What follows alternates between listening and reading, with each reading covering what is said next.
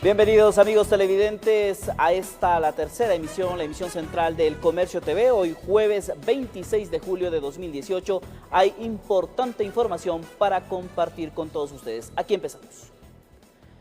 Comunicadores y familiares del equipo periodístico de diario El Comercio asesinados en la frontera norte realizan una vigilia en la avenida Patria y Amazonas, al centro norte de la capital de la República, para protestar por la información desclasificada entregada por el gobierno sobre lo ocurrido con sus allegados. En el punto se encuentra nuestro compañero Javier Rosero para contarnos los detalles de esta reunión en ese sector. Javier, buenas noches.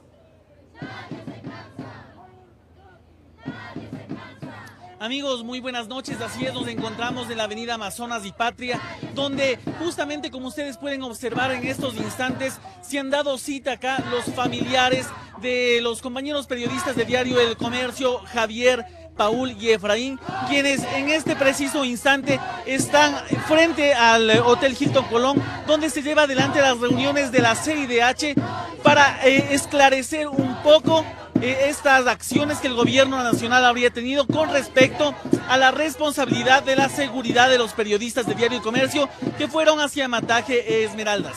Antes de justamente de que se brinde una rueda de prensa acá por parte de el comisionado para la libertad de expresión de la CIDH, Edison Lanza, la ministra Rosana Alvarado, ministra de Justicia, en esta cartera de Estado brindó una rueda de prensa donde ella se pronunció al respecto de esto e indicó que toda la información será entregada a los familiares y a la CIDH, pues así lo solicitan, y que el gobierno nacional siempre estuvo atento y presto para regresarlos con vida y para no escatimar esfuerzos en toda esta acción que llevó adelante el Estado.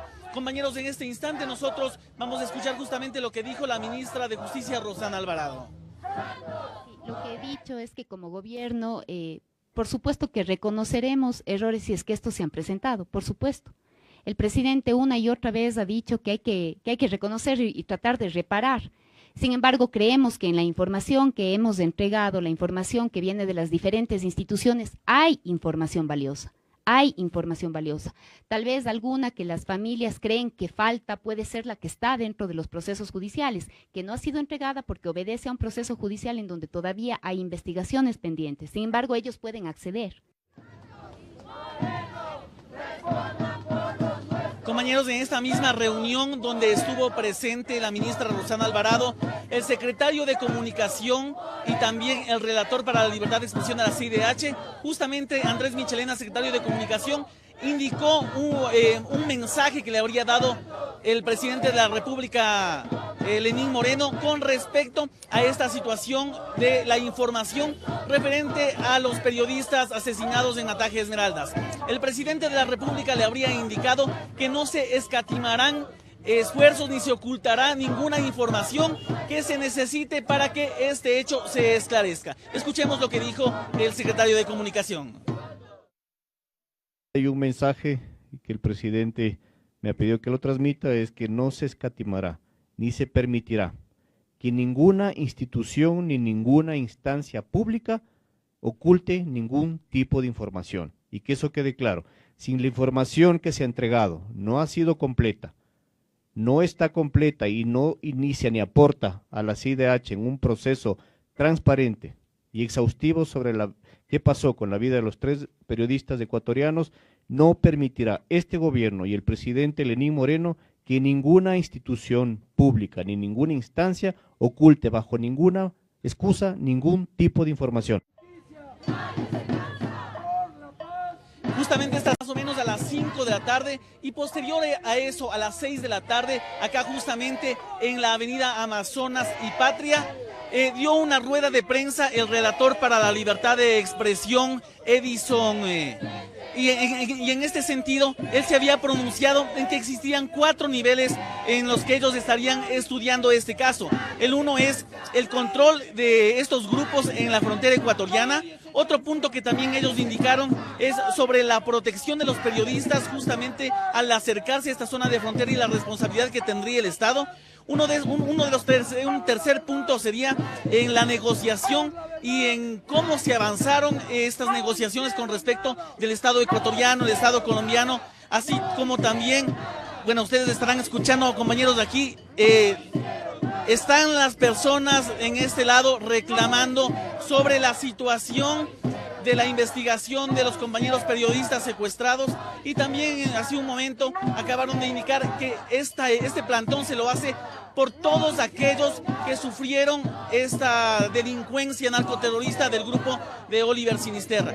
En este instante vamos a escuchar lo que dijo el relator para la libertad de expresión, Edison Lanza, acá en el Hotel Hilton, donde se encuentran reunidos y que estuvieron conversando también con los familiares de las víctimas de este caso.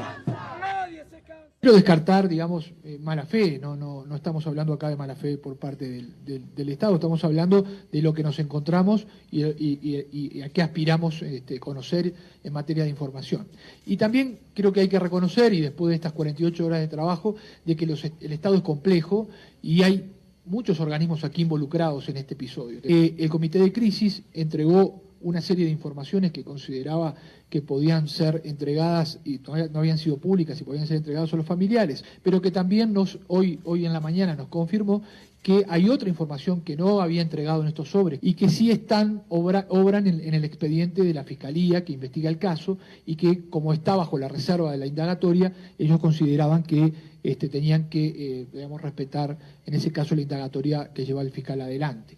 Sin embargo, el fiscal ya nos adelantó que los familiares están teniendo en estos momentos acceso a toda esa información, y que también el grupo de seguimiento va a tener acceso a toda esa información.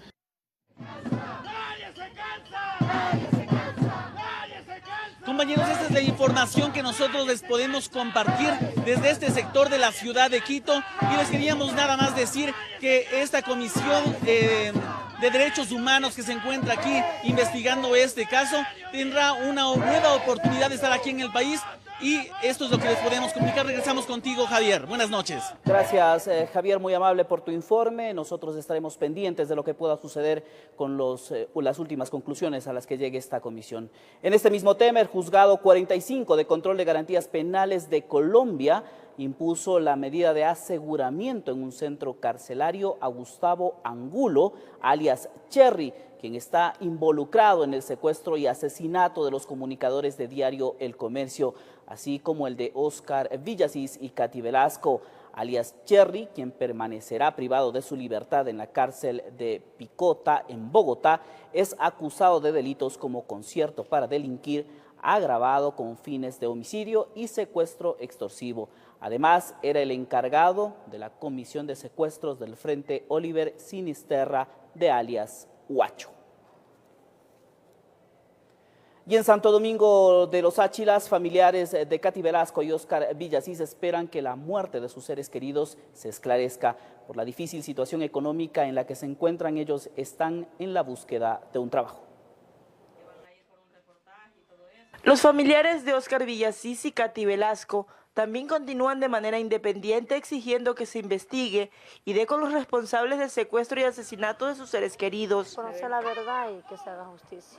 ¿Por qué fue el secuestro? ¿Por qué el Estado ecuatoriano no hizo nada por rescatarlos?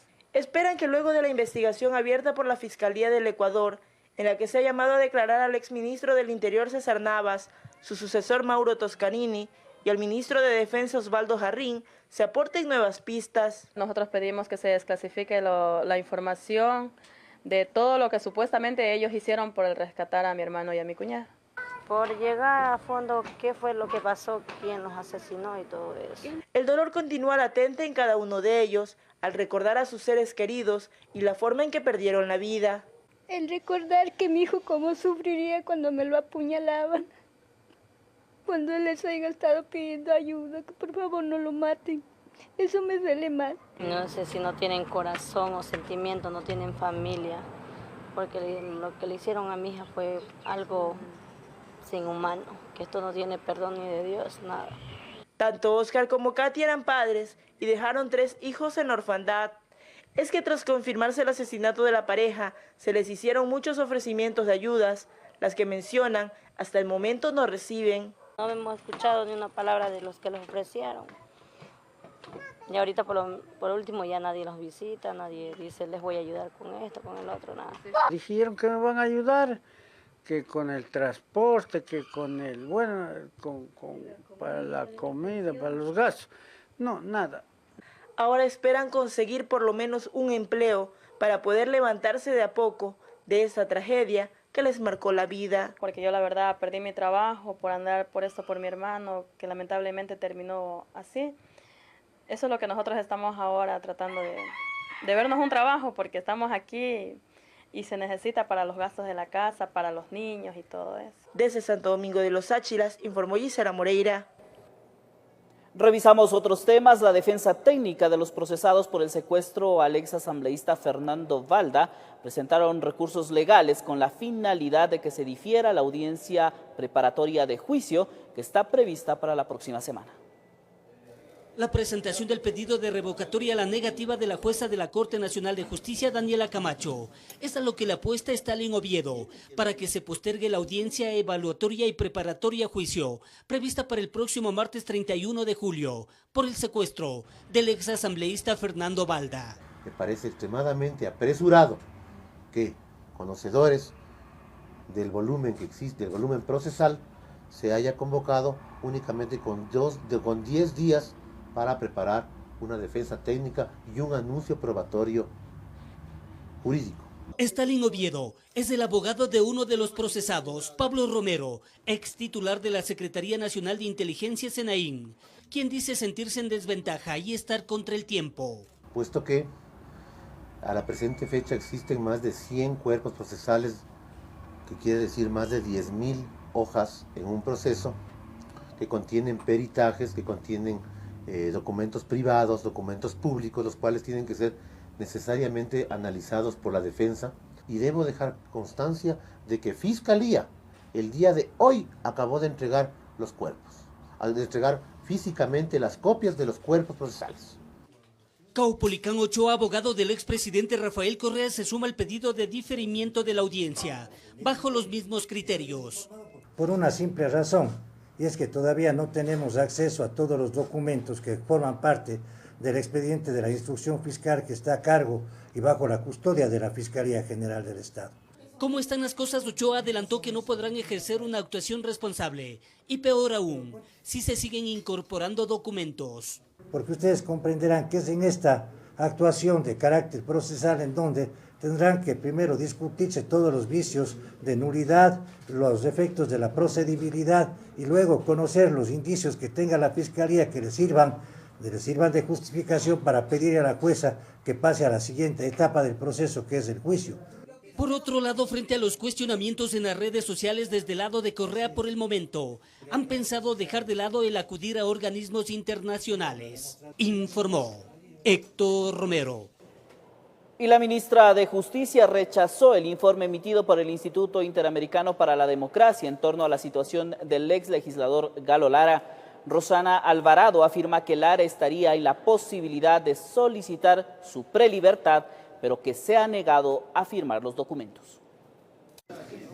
El informe fue hecho público por el Instituto Interamericano por la Democracia y en él se detalla que en el caso de la sentencia en contra del ex legislador Galo Lara se habrían cometido varias irregularidades y abusos en sus derechos humanos. Cicatrices en los pies, producto de su condición diabética, ya que había estado privado de calzado por muchos meses.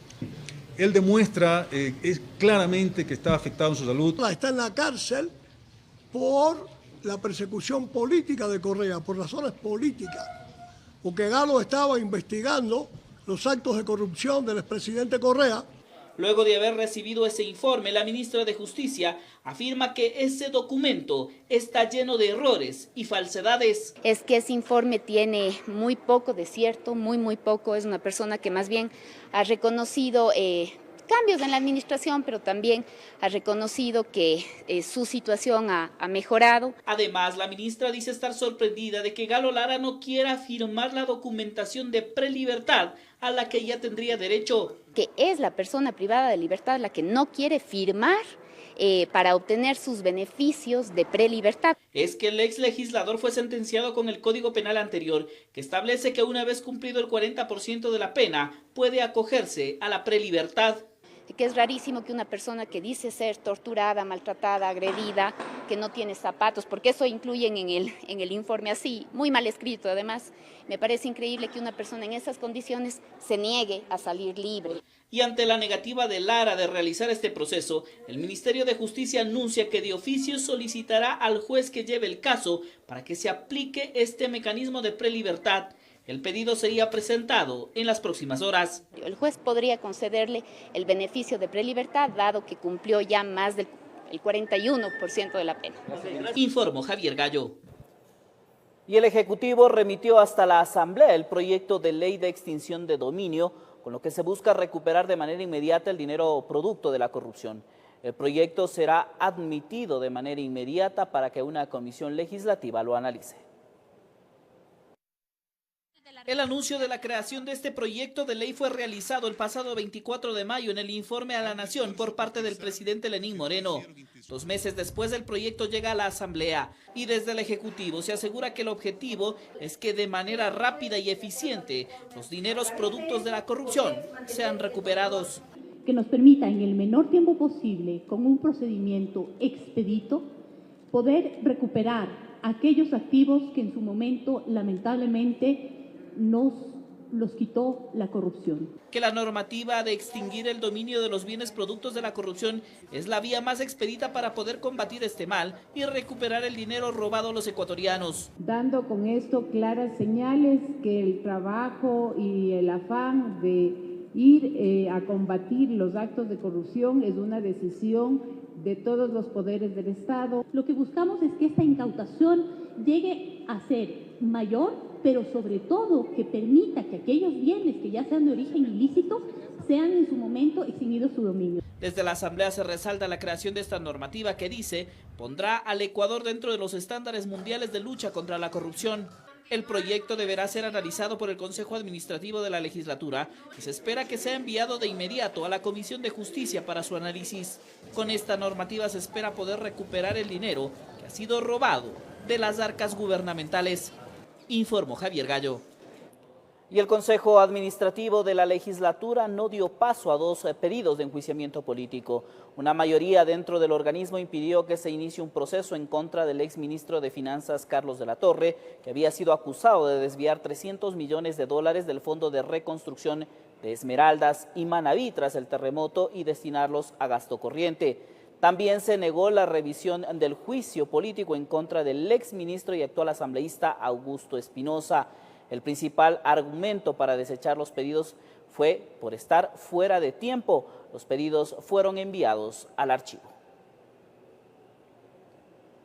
Y una gran marcha nacional se desarrollará este fin de semana en la ciudad de Quito. Así lo anuncia una coordinadora de Vida, Familia y Libertad, en rechazo a la resolución de la Corte Constitucional que da facultades de decisión a los adolescentes.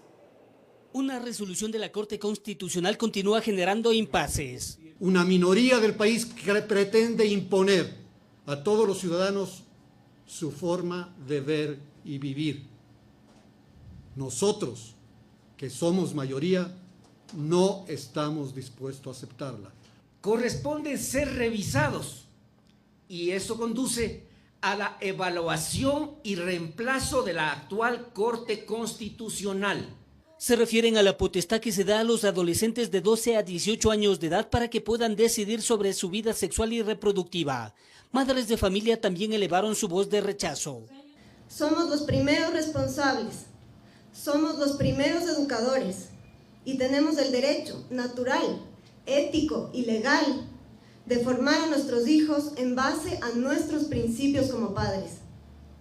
Antes del Estado, antes de las religiones, antes de las escuelas, existimos los padres. Les pedimos, por favor, que no se metan con la mente de nuestros hijos, que no jueguen con nosotras las madres de familia.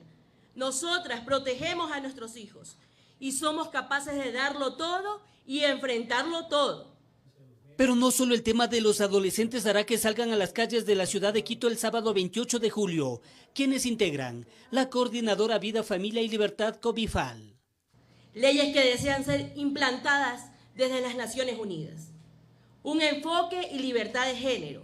Un matrimonio igualitario con miras a adopción a niños, la legalización del cannabis, el crimen más atroz que una mujer puede realizar, matar a su hijo, llamándole interrupción del embarazo. Malestar que también llegó al bloque de Creo en Asamblea Nacional. Y ahora pretenden decirnos cómo cuidar a nuestros hijos, como alguien decía por ahí en redes sociales, ya solo falta que decidan cómo ponerles de nombre cuando nacen. Entonces hay que defender, insisto, el derecho a educar a nuestros hijos con absoluta libertad. Informó Héctor Romero. Mucha atención, la Comisión de Desarrollo Económico de la Asamblea Nacional no aprobó el informe sobre el veto ejecutivo a la Ley de Fomento Productivo. Estaba previsto que la votación de la comisión se desarrolle la tarde de este jueves, pero fue suspendida debido a la llegada de un alcance de último momento remitido por el Ejecutivo. No se conocen los detalles del contenido de este, pero se señaló que los legisladores se volverán a reunir el próximo martes en la comisión para aprobar el informe y llevarlo hasta el Pleno. Esta normativa dentro del plazo establecido por su carácter de económico urgente. Y la ley del adulto mayor fue aprobada hace pocos días por el Senado de la legislatura. Además de favorecer a este sector vulnerable, buscaría construir una política de Estado con el enfoque de derechos para aquellos ciudadanos de la tercera edad. La ley del anciano vigente desde inicios de los años 90 del siglo anterior será reemplazada por la ley del adulto mayor que fue aprobada por la Asamblea Nacional el pasado 19 de julio de 2018.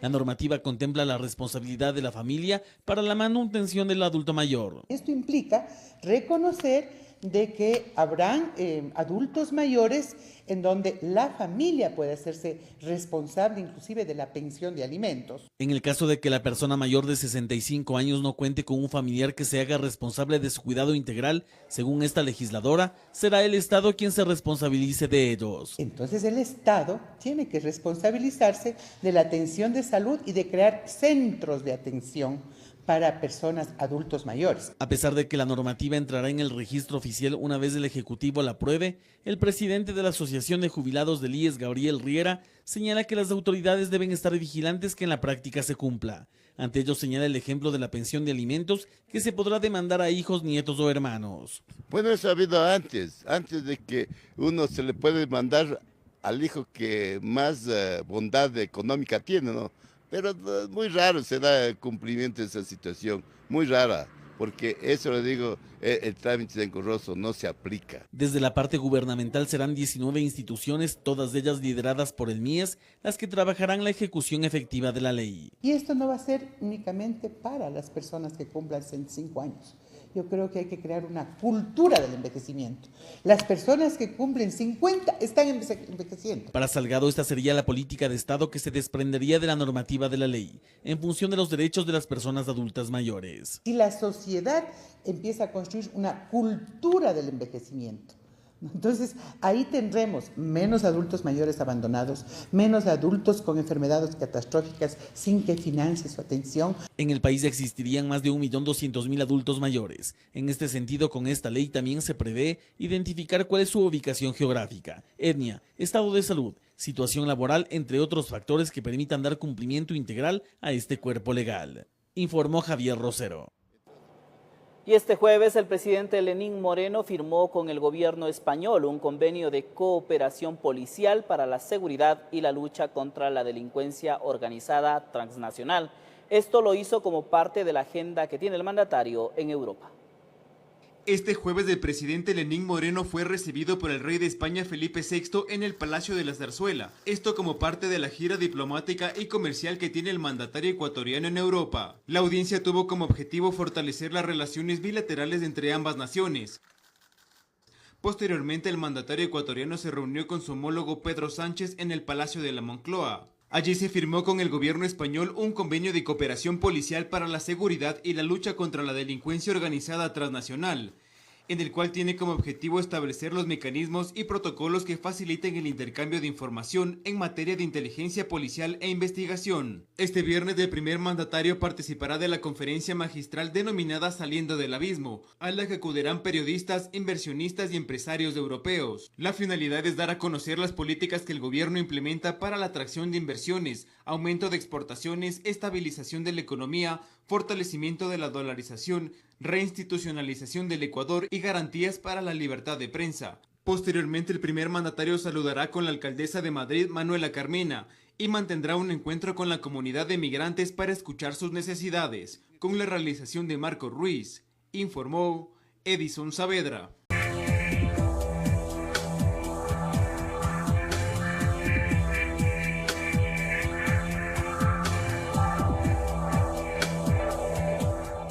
Gracias, amigos televidentes, por continuar junto a nosotros. Activistas y afectados por petroleras en Ecuador concuerdan que la explotación ha dejado devastación en las zonas de la actividad extractiva. Esto, dicen, ha perjudicado la salud y la supervivencia.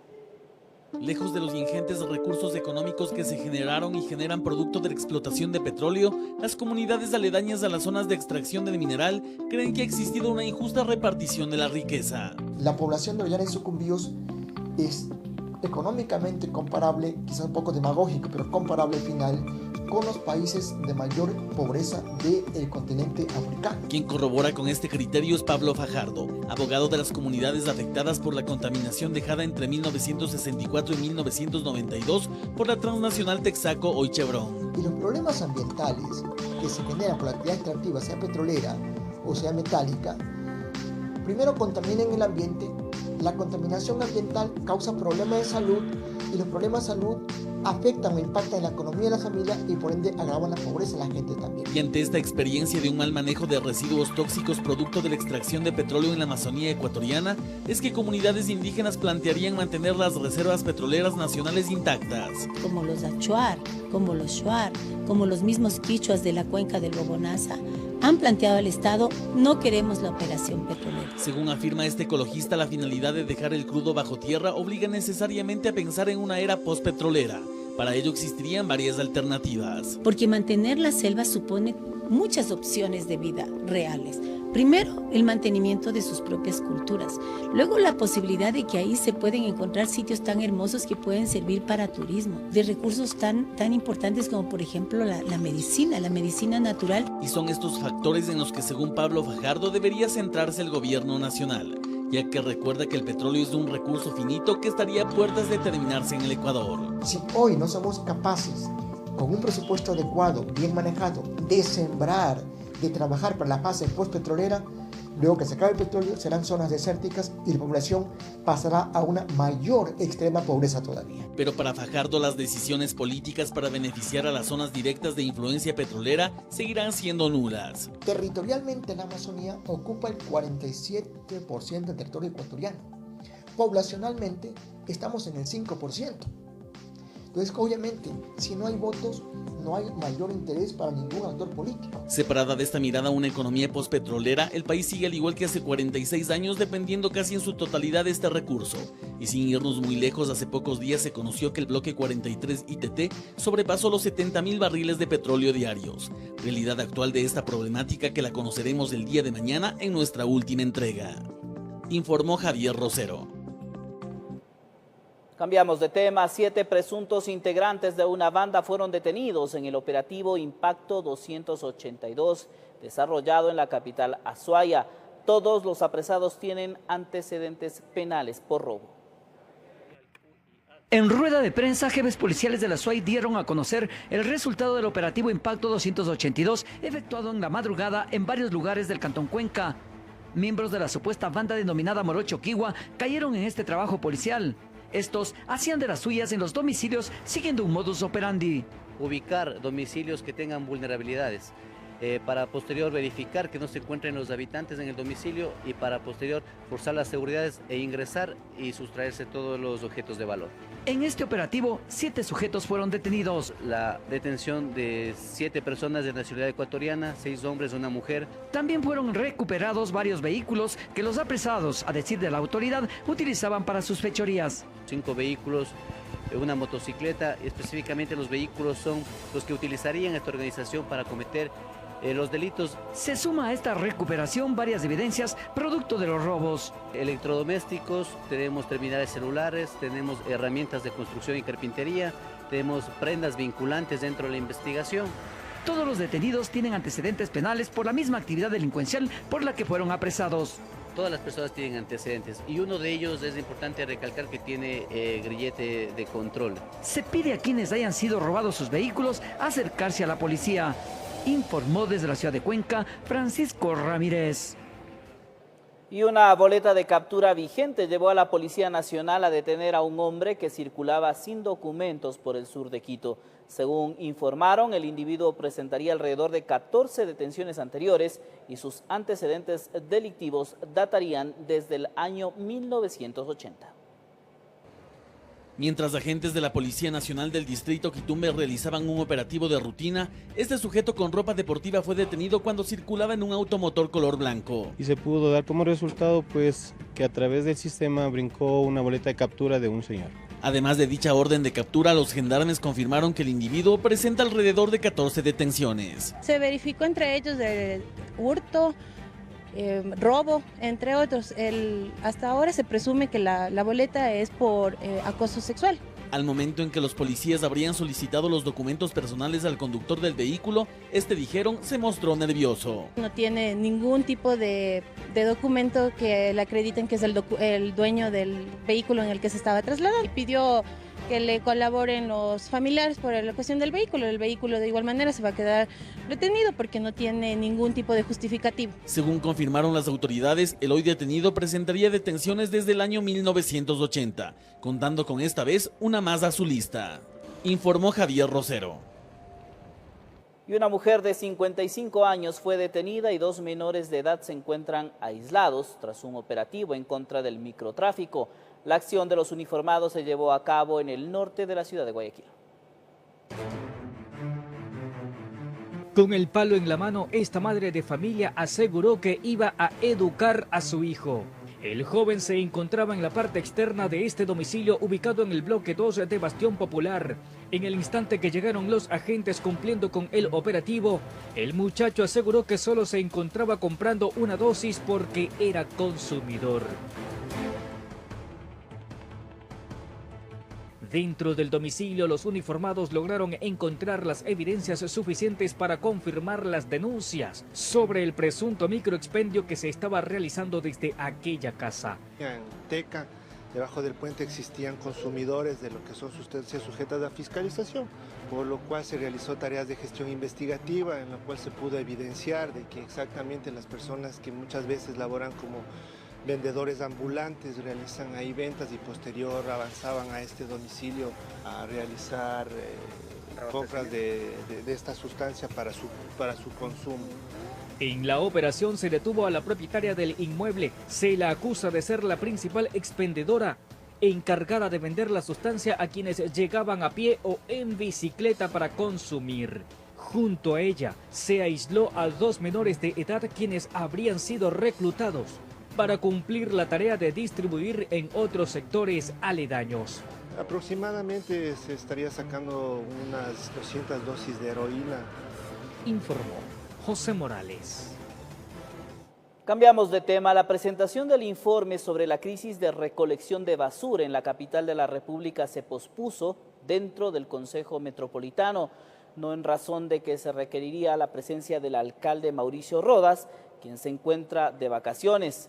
Decisión que fue cuestionada por algunos concejales.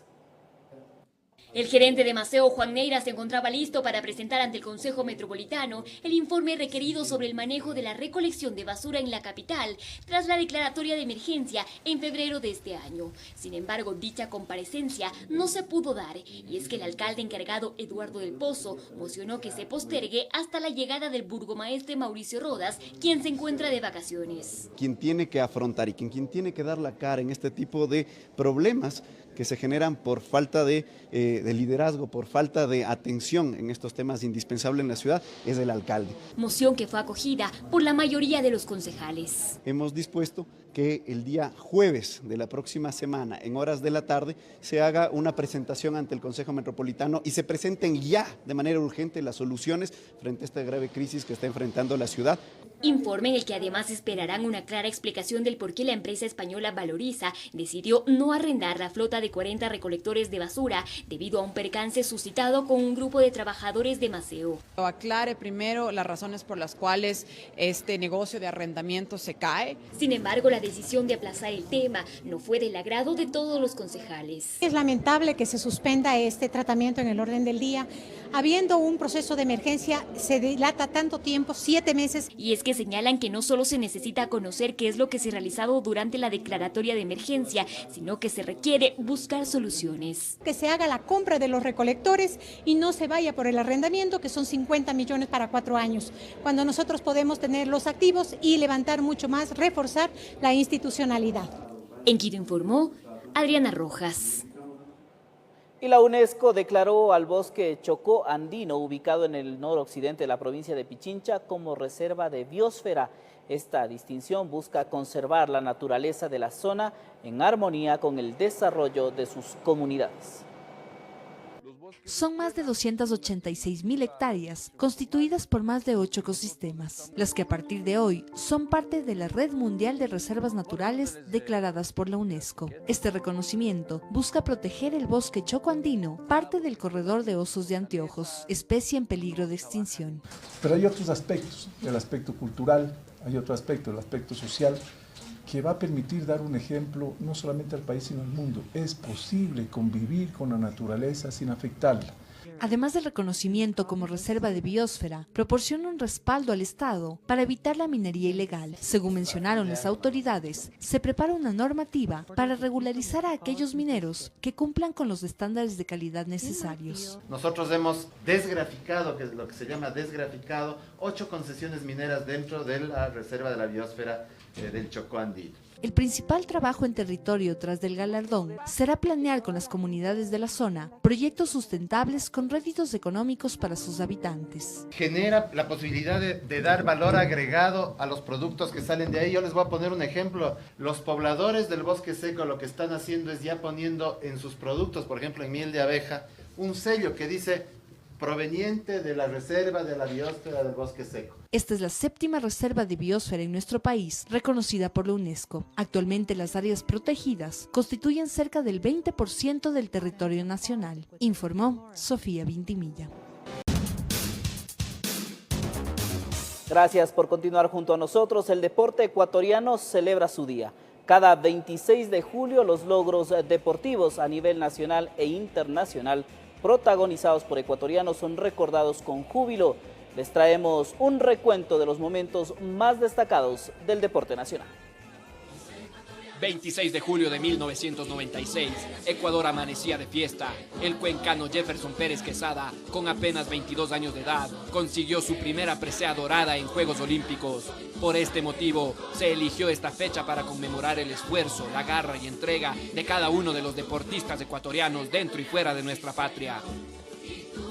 En el tenis, en los años 50, Francisco Segura logra ser el número 1 de la clasificación mundial.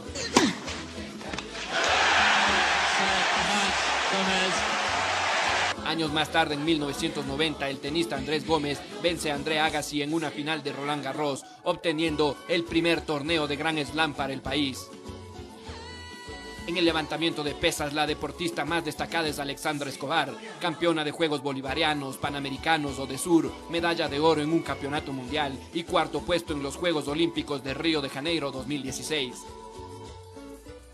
El atletismo no se queda atrás. Rolando Vera, el Chasqui de Oro, en 1989 ganó por 4 años consecutivos la carrera de San Silvestre. En los Juegos Olímpicos de Beijing, Jefferson Pérez obtuvo la medalla de plata. Y el recuerdo aún se mantiene latente. En el Mundial Juvenil de Marcha, Glenda Morejón obtuvo la medalla de oro en la prueba de los 5.000 metros. En el andinismo también hemos tenido participaciones destacadas. En 1999 Iván Vallejo conquistó el Everest, el lugar más alto del planeta, con 8.848 metros sobre el nivel del mar. Pero las alegrías también se han dado a nivel del fútbol. En el 2002, la selección ecuatoriana logró su primera participación a un mundial. Y en el 2006, la Tri avanzó de manera histórica a los octavos de final de una cita mundialista. En el 2008, el Club Liga Deportiva Universitaria de Quito consiguió el máximo torneo a nivel de clubes de América, la Copa Libertadores. Y en el 2018, la selección de Olimpiadas Especiales se coronó campeona del mundo. Gracias a todos los deportistas que a nivel amateur y profesional dejan en cada participación el nombre de Ecuador en lo más alto del podio. Con realización de Andrés Reina, informó Mauricio Sánchez. Sin lugar a dudas, una felicitación a todos los deportistas de nuestro país. Hoy la Asamblea Nacional también condecoró a aquellos deportistas que se han destacado en diferentes áreas. Un saludo y un abrazo fraterno desde aquí, desde quienes hacemos TVC. Nosotros nos despedimos, amigos televidentes. Esperamos haber compartido con ustedes las mejores noticias. Nos reencontramos el día de mañana. Que descansen.